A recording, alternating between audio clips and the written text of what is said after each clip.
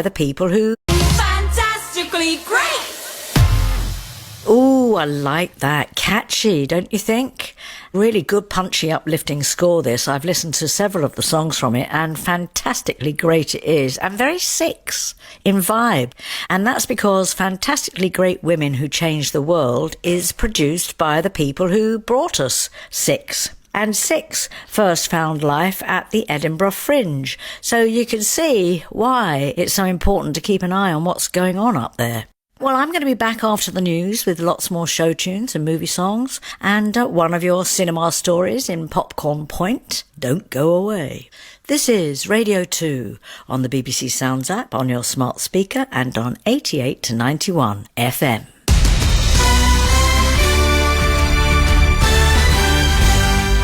BBC News at 2 o'clock. This is Francis Reid. England are preparing to face Germany at Wembley in the Euro 2022 final. Crowds are already beginning to gather outside the stadium for the Lionesses' first major final since 2009.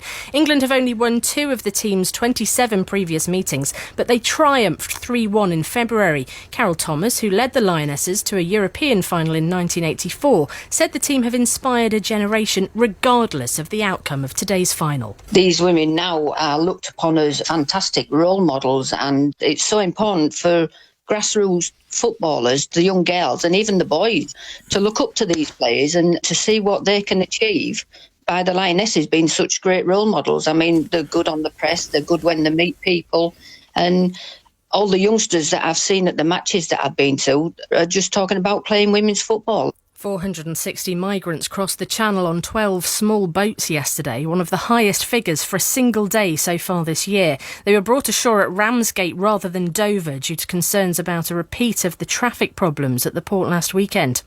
The Office of the Prince of Wales has insisted that all rules were followed when the Prince's charitable fund took a donation of £1 million from the Bin Laden family of Saudi Arabia.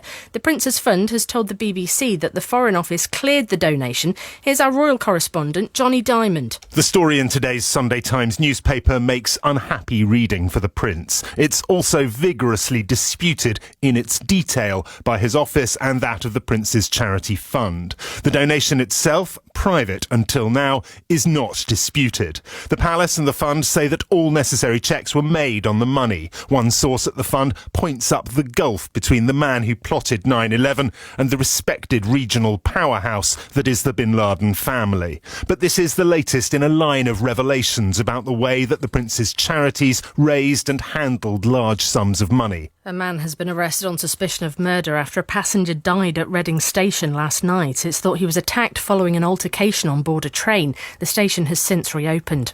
The American President, Joe Biden, has tested positive for COVID-19 for the second time, less than 10 days since he had the virus previously. His doctors say Mr. Biden is suffering a rare case of rebound positivity. In a video posted on Twitter, the president joked him and his dog, Commander, would be working together in the White House. Hey folks, Joe Biden here. Tested positive this morning. Going to be working from home for the next couple of days. And feeling fine. Everything's good. But Commander and I got a little work to do. At the Commonwealth Games in Birmingham, England's Jake Jarman has won gold in the men's gymnastics all-around final. The 20-year-old sealed the gold on the high bar, while his teammate James Hall battled through an ankle injury to finish second. BBC News, it's 3 minutes past 2. BBC Radio 2.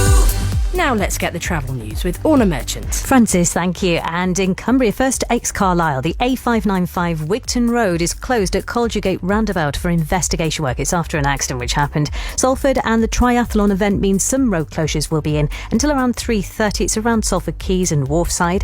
West Yorkshire, you've got Oldham Road, the A672 Oldham Road, both directions closed, and that's to and from the M62 at 22 at Rishworth Moor. Now that's because of an accident which happened. And South Yorkshire, there are queues are all around the M1 at junction 33 at Catcliffe. That's because of some work taking place. It's weekend work till tomorrow morning, and it does affect the A631 as well near the Rotherway roundabout, but the A630 Rotherham Gateway is closed on the westbound side.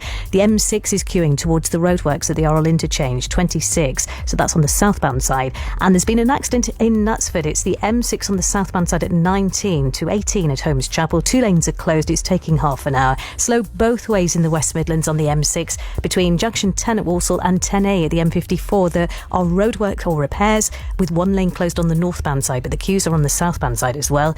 And it's day 3 of the Commonwealth Games, so Birmingham venues are affected with lots of extra traffic. The NEC, also the Arena at Birmingham, and Coventry Stadium. The M6 looking slow on the southbound side approaching the M5, that's at Junction 8. And the M5 at Worcester Junction 7, there's been an accident. And the M25, an accident closing 3 lanes at Leatherhead. Long delays. I'll be back with your next one soon.